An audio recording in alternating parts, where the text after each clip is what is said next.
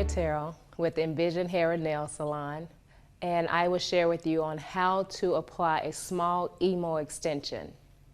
And the benefits of applying a small emo extension is to add a little or pop to the hair or enhancement with the color of your choice. You can use, most people use red, purple, pink, blue, or blonde. Today we will use a blonde to pop the hair a little bit.